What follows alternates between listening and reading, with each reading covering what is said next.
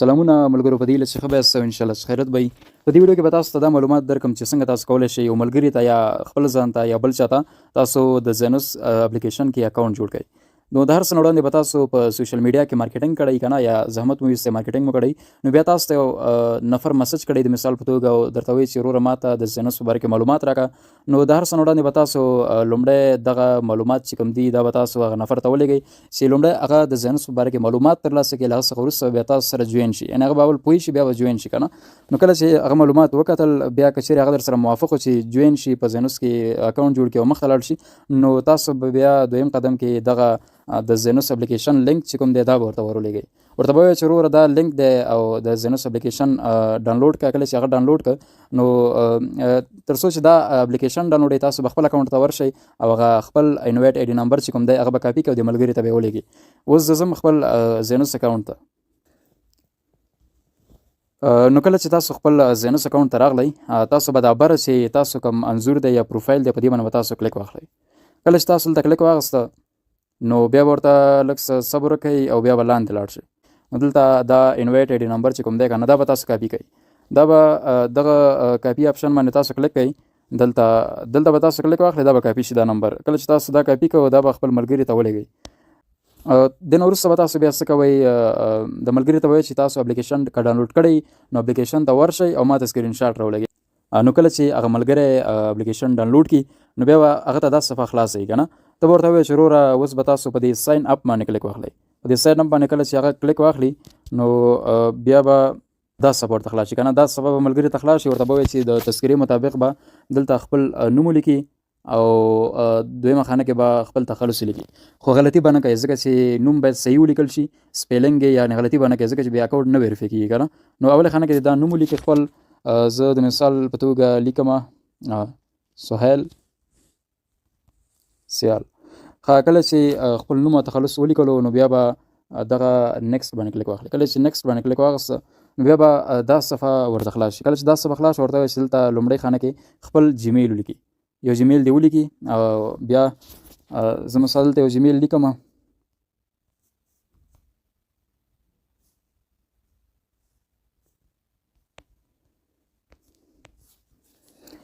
اوس به تاسو وایئ چې د دویمه خانه کې به مونږ ملګري ته څه وایو چې هغه ولیکي که نه. هغه دلته به هغه نمبر لیکي کوم نمبر چې تاسو خپل له اکاونټ څخه کاپي کړی او ملګري ته مو لیکلی و که نه، دغه نمبر یا تاسو خپل آی ډي نمبر که نه، انوایټ نمبر، دا به ملګري ته وایي چې دا کاپي کړي. دا چې کاپي کو بیا دې ورشي همغه صفحې ته دې ورشي او په دې خانه کې دې همغه انوایټ نمبر تاسو ورواچوئ.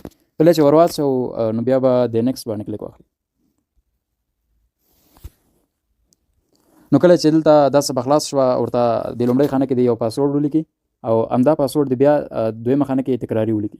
خو پاسورډ به داسې یو فارمټ کې لیکي چې زه تاسو ته وایم که نه، لکه یو نوم د انتخاب کې نوم چې انتخاب که اول حروف به غټ لیکي، د نوم یو اول حروف به غټ لیکي، بیا به حسابونه لیکي، مثلا 1 2 3 لیکي، هر څه چې لیکي یعنې حسابونه به لیکي که نه.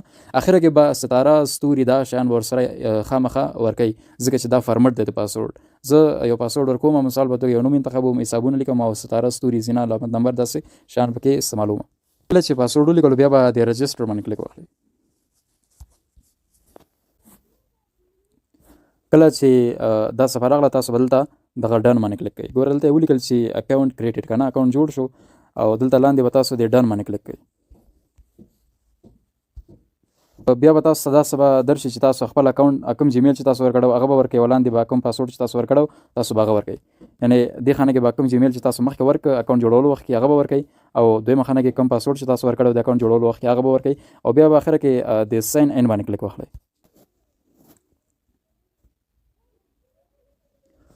نو کله چې تاسو خپل پاسورډ ولیکلو یعنې اکاونټ مو دوباره خلاص کړو، کله چې رجسټریشن وشو بیا به تاسو ته دا صفحه خلاص شي. تاسو جیمیل ته به یو کوډ تلئ که نه د کمپنۍ لخوا، تاسو به خپل جیمیل ته ورشئ، جیمیل اپلیکیشن ته به ورشئ، تاسو به یو کوډ درغلی.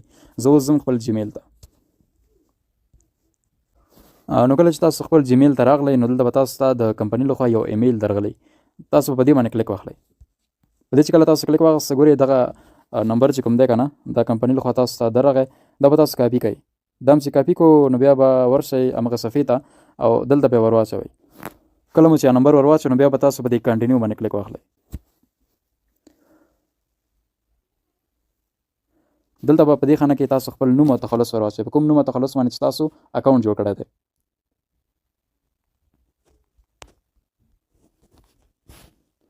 کله مو چې خپل نوم او تخلص په دې خانه کې ور واچوئ، یوزر نیم کې دا به جوخت لیکئ.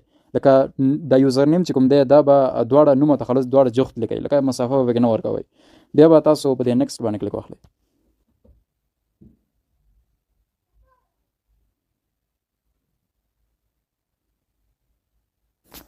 نو کله چې دا صفحه راغله تاسو به دلته یو د موبایل نمبر ولیکئ خپل. کله چې تاسو نمبر ولیکلو نو تاسو به دا لاندې سبمټ لیکلی په دې باندې به تاسو کلیک واخلئ. نو بیا به تاسو اکاونټ چې کوم دی دا به جوړ شي که نه. کله چې دا صفحه راغله نو اکاونټ جوړ شو. صرف اوس خبره دلته دا پاتې چې تاسو دا باید ویریفای کړئ، ویریفیکیشن باید وکړئ، KYC باید وکړئ. نو دې لپاره به تاسو داسې وکړئ چې دغه لاندې 3 خطونه چې کوم دي په دې باندې به تاسو کلیک واخلئ. په دې چې کله تاسو کلیک واخیستو نو تاسو ته به دا صفحه خلاص شي. کله چې تاسو ته دا صفحه خلاص شوه نو تاسو به بیا لاندې سیټینګ باندې کلیک واخلئ. په سیټینګ چې کله تاسو کلیک واخیستو نو تاسو به دا صفحه خلاص شي. دلته به تاسو چې کوم دی دغه سیټ اپ نیشنل آی ډي په دې باندې به تاسو کلیک واخلئ. په دې چې کله تاسو کلیک واخیسته نو بیا به تاسو ته دا صفحه خلاص شي. کله چې تاسو ته دا صفحه خلاص شوه نو بیا به تاسو په دې باندې کلیک واخلئ. پک فرنٹ امیج، یعنی کله چې تاسو په دې باندې کلیک واخیستئ تذکرې د مخې عکس به تاسو ور واچوئ. زه د تذکرې د مخې عکس اوس ور اچوم.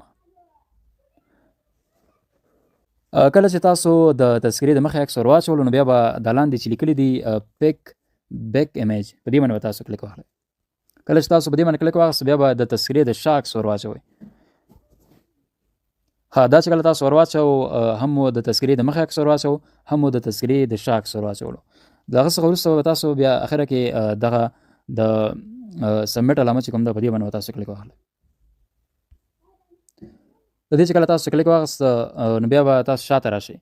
شاته به راشئ او نو کله چې تاسو تذکره ولیږله له هغه څخه وروسته به یو برخه پاتې شي، هغه به دی چې تاسو به د سیټ اپ فیس پکچر په دې باندې به تاسو کلیک واخلئ. دلته چې کله تاسو کلیک واخیست نو تاسو ته به دا صفحه خلاص شي. کله چې دا صفحه خلاص شوه نو تاسو پک فیس پکچر په دې باندې به تاسو کلیک واخلئ. دلته چې کله تاسو کلیک واخیست نو تاسو به دلته یو انځور خپل یو انځور به ور واچوئ. هغسې انځور به ور واچوئ چې قواره مو پکې صحیح ښکاري که نه. نو تاسو به داسې خپل یو عکس ور واچوئ. نو کله چې تاسو خپل انځور ور واچولو نو بیا به تاسو به د سبمټ علامې باندې کلیک کړئ. نو بیا به له خیره سره تاسو 4 ساعتونو پورې په تمه شئ د کمپنۍ د اپروف لپاره چې تاسو معلومات چک کړئ، اکاونټ چک کړئ. له هغه څخه وروسته به تاسو اکاونټ مکمل ویریفای شوی او تاسو به کولی شئ چې بیا په زینوس کې پانګونه وکړئ.